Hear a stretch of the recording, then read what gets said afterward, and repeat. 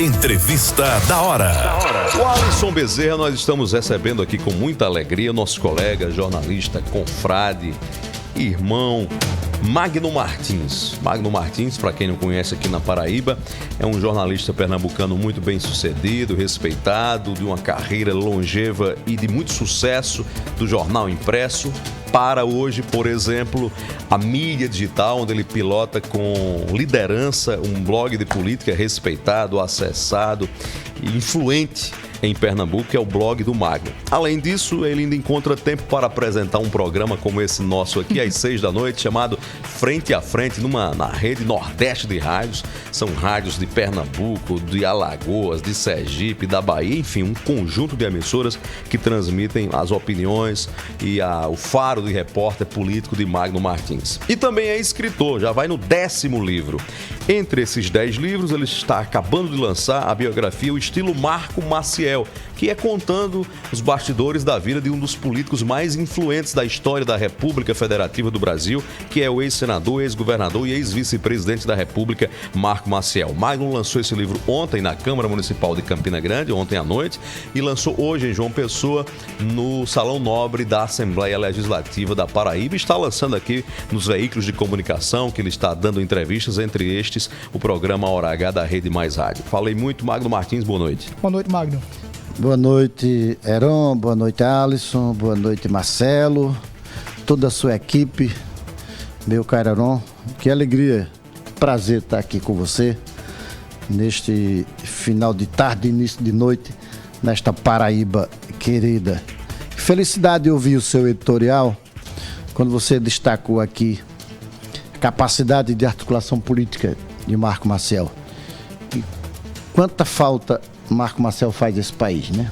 País que você vê dois lados radicais, as duas seitas, a seita do bolsonarismo e a seita do lulismo, sem que ninguém se apresente para estender a mão, abrir uma janela para o diálogo, para a conciliação em favor do Brasil, né? De um Brasil mais próspero, de um Brasil mais justo, de um Brasil mais humano e de um Brasil com menos desigualdade social. Essas foram as bandeiras de Marco Maciel, um homem que exerceu 50 anos de vida pública em favor do povo, buscando sempre o que fosse melhor para a sociedade. Exerceu os cargos mais importantes que um político sonha: deputado estadual, deputado federal, senador, ministro, vice-presidente, presidente da Câmara, presidente da República por 87 vezes, e nunca teve seu nome envolvido em nenhum tipo de escândalo, que é uma coisa tão normal hoje e tão corriqueiro, né, Aaron, né, Alisson? Verdade. Ô, Magno, você tocou num ponto aí que eu vou puxar logo para o Alisson Bezerra fazer a pergunta dele, é a capacidade de diálogo de Marco Maciel, e contrastando com esse momento que nós vivemos de intenso confronto político. Mas, concretamente, em que momentos cruciais essa capacidade de diálogo de Marco Maciel ficou registrada para a história? Bom, deixa eu saudar primeiro meu amigo Joaquim Braga, né? Do Instituto Opinião. Veio aqui com a gente. Nosso parceiro, né? O Cicerone fez um grande evento ontem em Campina Grande. Diz sucesso. Que maior ainda foi o pós-evento, né? Isso aí é impublicável. Bastidores. São os bastidores. Olha, Marco Maciel teve um papel fundamental no que pesa essa capacidade de articulação dele, meu caro Heron, quando ele trouxe o Brasil para se abraçar novamente com a redemocratização.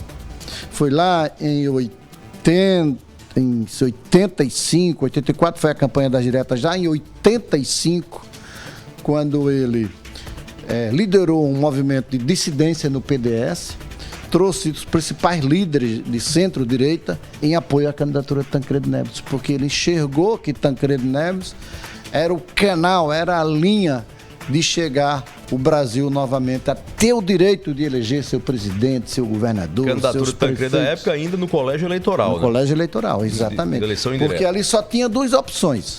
O processo se afunilou, ou você caminhava para a continuidade do regime militar com Paulo Maluf, ou você ia buscar a redemocratização com Tancredo Neves. E ele teve essa luz e abriu essa janela para que nós, brasileiros, pudéssemos, como eu disse, nos abraçar novamente com a redemocratização. O país é o país da democracia. Hoje. O país da liberdade. O país onde nós temos os nossos direitos, onde nós temos a nossa liberdade, inclusive algo que estamos sendo ameaçados agora, né? Pelo Supremo Tribunal Federal. Você viu aí que nós, jornalistas, agora, por uma decisão do Supremo, vamos ser responsabilizados por o que diz o entrevistado. É difícil, né? Cuidado com o que fala aí, viu, nós chegamos, né? Tem que ter cuidado. Tem que ter cuidado a falar a partir de agora, né, Alisson? Não, tem que ter cuidado primeiro com quem entrevista agora. Exatamente. Pedir logo uma autorização, né? Assinar um termo, né, de responsabilidade.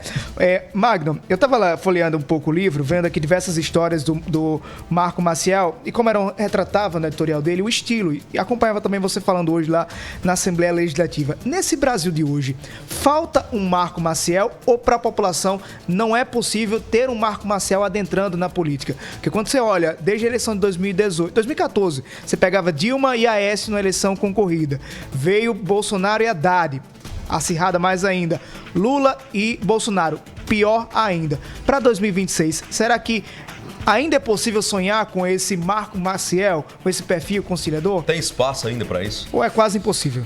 Olha, Alisson, eu fiquei muito entusiasmado e impressionado com o editorial do Heron, quando ele construiu aqui a questão das pontes e dos muros.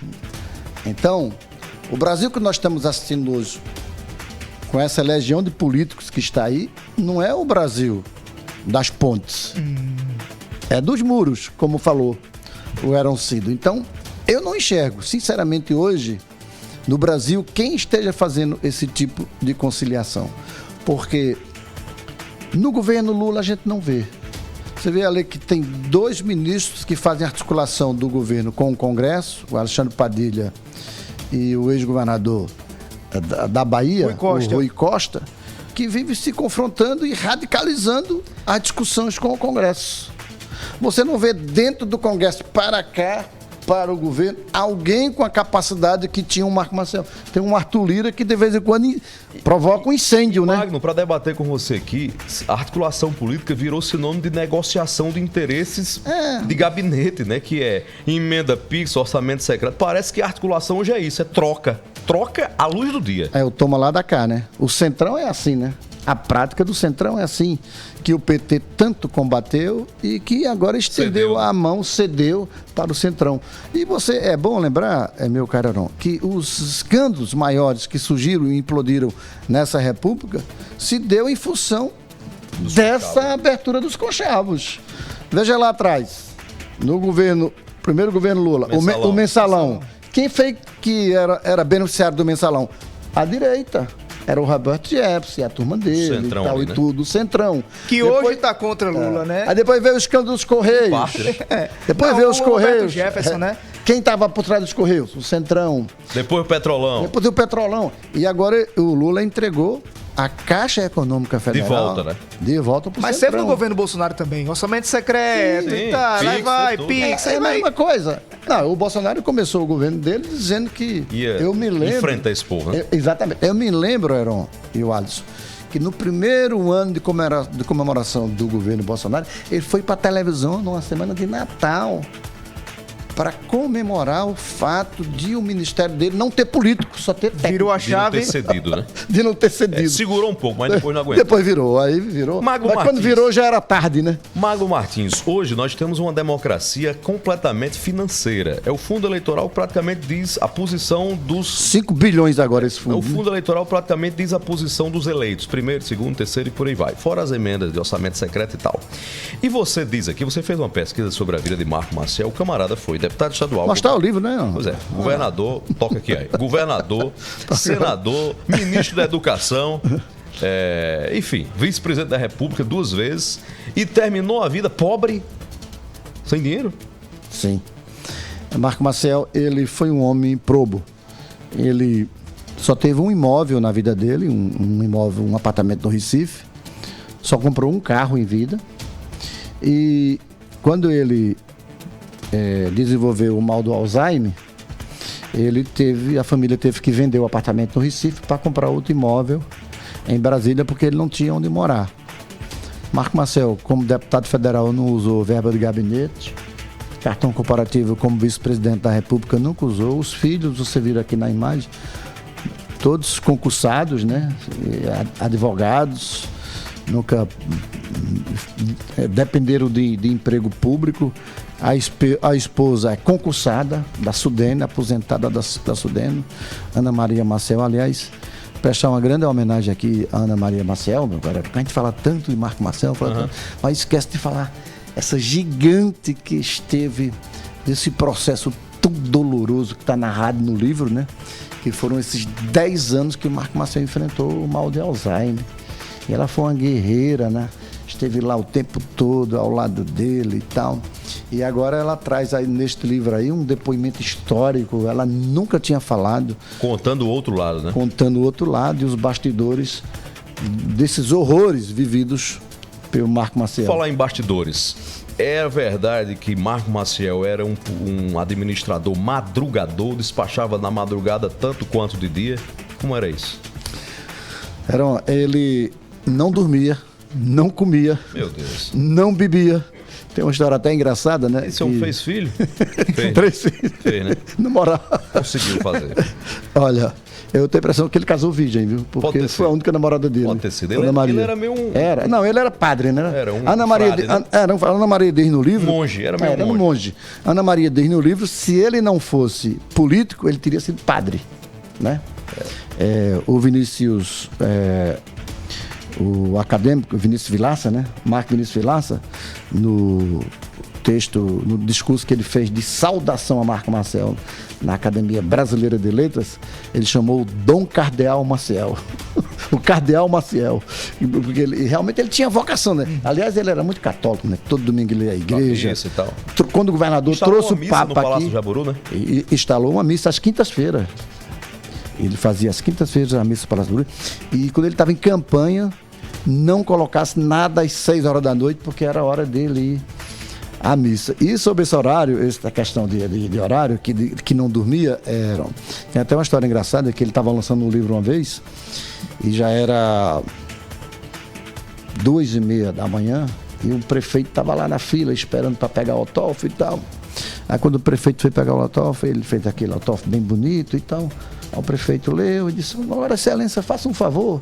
Ele disse: "O que é, prefeito?" Ele disse: "Bota aqui o horário que o senhor deu esse autógrafo." Por que? Ele disse: "Porque minha mulher não vai acreditar nunca que eu estava às 2h30 da manhã no lançamento de um livro." Tem sentido. Tem sentido, né? Tem sentido. Ô, Magno, a gente fala muito sobre o Marco Maciel enquanto deputado, senador, vice-presidente da República, presente em exercício por algumas vezes. Mas você, como morador de Pernambuco, o que é que marcou o Marco Maciel enquanto governador do estado? Marcou a grande obra que ele fez. Pernambuco mudou da água para o vinho com Marco Maciel. Marco Maciel fez, em 3 anos, 100 mil casas populares. É uma nova cidade, né? 100 mil novas casas populares. Nova capital, né? Ele instalou o sistema telefônico móvel em mais de 150 municípios.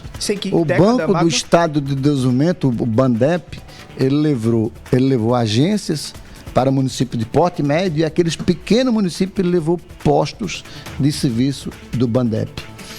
Ele trouxe o metrô do Recife, fez a paz em Exu, aquela guerra lá dos Peixoto, Alencar, Sampaio. Luiz Gonzaga participou. E Luiz Gonzaga participou. Criou o projeto Asa Branca de perenização de rios, fez estradas. E Suape. O Porto Suape. O Porto Suape está comemorando agora 45 anos, cujo cimento foi dele. Quando ele deixou o governo, em 82, foi candidato ao Senado e se elegeu senador, o primeiro navio atracou em Suape no final do governo dele. E hoje Suape é a grande alavanca do desenvolvimento do estado. Magno, você falou aqui lá no lançamento do livro que essa ligação de Marco Maciel com a fé, com a religiosidade e tal. E contou que Marco Maciel, em todas as visitas que se fazia pelo país afora, ele procurava primeiro na cidade o bispo, né? Isso. E aqui tem um testemunho do nosso repórter Albemar Santos, trazendo a seguinte lembrança aqui. Albemar disse: Heron, ele foi um dos baluartes das lutas pelas diretas, andou o Brasil inteiro ao lado do presidente Tancredo Neves, esteve aqui em João Pessoa visitando o então arcebispo Dom José Maria Pires, junto com Miguel Arraes e Tancredo Neves. Ele disse aqui, o Albemar era jovem na época, mas disse: eu estava lá. Tancredo, Marco Maciel, Arraes, Maris. Jamais teremos igual. Ele lembrou que Gervásio Maia Pai também estava lá. E quando o Albemar traz esse exemplo aqui, ele coloca aqui Marco Maciel junto com outras forças políticas da época que nem necessariamente pensavam igual, mas estavam juntos por uma causa. A causa era maior do que as idiosincrasias deles. Que é exatamente, eu fico falando isso aqui até doer, que é o que nós não temos mais. Nós hoje vivemos num momento da política em que você só senta à mesa com quem pensa na sua cartilha. Como se o diálogo não fosse exatamente de pessoas diferentes. Ou se for para negociar politicamente, como se não existisse, né, o contraditório nesse país. Ou só senta se parecer naquela sua mesma bolha e tal, e lá vai. É uma tristeza. E mas isso não é só na política, não. Nos políticos não, né, Marco? Mas em relação a isso, meu caro Heron e Alisson, o Marco Maciel tinha uma frase muito interessante que ele deixou aí, era que ele não tinha inimigos, ele tinha adversários. Que é bem diferente. Ele não fazia a política com fígado, ele fazia a política do entendimento. Até onde fosse possível, ele ia buscar o diálogo. E onde não fosse possível, ele respeitava o adversário, mas nunca os tratavam como inimigos. Quais são os segredos que ele levou para o túmulo? Muitos. No depoimento de Ana Maria Maciel, ela confessa que Marco Maciel não falava absolutamente nada. Não partilhava com ela. Não partilhava nada com ela. E ela disse que aproveitava esses momentos, já que ele tinha pouco tempo para a família, para relaxar, para ir para um cinema. Não tratava de política. Porque ele não contava. Qual foi o tom do depoimento a você do presidente Fernando Henrique Cardoso, que teve Marco Maciel 2 vezes como vice? O tom foi no sentido de que ele teve uma sorte na vida de ter um vice-presidente como Marco Maciel. Que Marco Maciel não conspirava, não traía, não mentia, não puxava o tapete dele. Ofuscava, né? Não ofuscava. Marco Maciel sabia o que a gente chama da liturgia do poder. Ele era tão discreto que quando Fernando Henrique viajava para o exterior, que ele assumia a presidência e assumiu por 87 vezes, ele sequer despachava no gabinete de Fernando Henrique Cardoso. Não ocupava o gabinete. Não ocupava, para não gerar sombra, para não criar sombra. Não dava declarações para a imprensa. Raramente ele falava com a imprensa. Ia ter chance de golpe, né? Como o pessoal falou de Temer, né? Para não criar crise. Para não criar problema com o príncipe, né? Com o rei. Não ofuscava o rei. Você veja quantas crises nós tivemos no Brasil de vice-presidente tombando com o presidente. É só vice-presidente, né? Vice-prefeito, vice-governador, vice-governador, né? Quantos, rapaz? Eu vi lá em Recife, tem um exemplo bem caricatural, né? Que João Paulo era prefeito do Recife e elegeu João da Costa. Do PT, né? Do PT, derrotando Roberto Magalhães. Eu até tenho um livro sobre isso, chamado A Derrota Não Anunciada. Porque Roberto Magalhães já se considerava eleito, deu uma banana lá na Praia da Boa Viagem para os eleitores e perdeu a eleição para João Paulo. E o Roberto Magalhães não soube construir esse caminho. Acabou perdendo a eleição. E João Paulo deu tudo de si para eleger João da Costa. E antes de João da Costa tomar posse como prefeito do Recife, já estava rompido com João Paulo. Que hoje é quase a regra, vice-conspirado. Eu digo sempre aos prefeitos, porque a gente convive muito com políticos e tal e tudo. Às vezes ele vem me pedir conselhos a gente, então, olha, esse negócio de você ser eleito, reeleito e querer eleger o sucessor é perda de tempo. Porque hoje em dia não tem mais lealdade. Não existe mais o Marco Maciel. E aqui na Paraíba é o seguinte, Marcos. O maior aliado de prefeito não é vice, não é político, não é nada não. É uma figura chamada sobrinho. Se extinguir sobrinho na Paraíba, muito prefeito fica sem saber o que fazer na sucessão. É mesmo que matar. Tem que ter sobrinho e cunhada. Sobrinho, cunhado é a regra. O nepotismo aqui tá em alta. Meu Deus do céu. Conversa para mais de hora aqui, viu? Eu vou ter que terminar essa conversa aqui, nós vamos por intervalo, mas queria dar aqui um rápido depoimento, um registro histórico e justo. Você não sabe, mas você tem muita culpa com esse programa. Porque a sua experiência exitosa no Pernambuco, com o seu blog, que lhe deu autonomia e independência editorial, e a sua decisão de também de fazer no Recife, a partir do Recife, uma rede de rádios autônoma independente em que você gera o seu próprio programa de rádio para um conjunto de emissoras foi inspiração para esse projeto aqui, que começou o embrião lá atrás no Sistema Arapuã de Comunicação, nos 60 Minutos com João Gregório, mas obviamente lá é um sistema de comunicação, naturalmente nós não teríamos a liberdade que temos aqui. Até que a minha decisão final foi exatamente me desligar dos veículos de comunicação para a gente tocar aqui o nosso próprio projeto. E eu fui a Recife várias vezes acompanhar o seu programa, que é como esse aqui, produzido de um estúdio próprio, através de um stream de áudio para as emissoras, e você tem mais de 50 emissoras lá em conexão. Então saiba que talvez involuntariamente, sem você saber, mas o seu exemplo, a sua coragem, a sua determinação, a sua visão inspirou o que nós estamos fazendo hoje aqui para 25 emissoras de rádio da Paraíba. Portanto, minha gratidão, meu reconhecimento público a você pela sua história, pela sua ousadia, pela sua coragem. Ô, Heron, agora você me emocionou, me tirou do sério. Mas é verdade. Que coisa boa. Eu fico feliz com isso, porque o que a gente leva da vida são esses legados, né? Esses ensinamentos, e ainda bem que foi para uma coisa boa. Eu só não tive a capacidade sua de trazer tantos equipamentos modernos, né? Uma equipe tão competente, aí já é né? da minha Um estudo loucura, já com viu? Televisão e tudo. Como eu viajo muito nesse país afora, o meu estudo no Recife eu praticamente quase não uso. Eu gravo mais o meu programa por telefone e tal e tudo.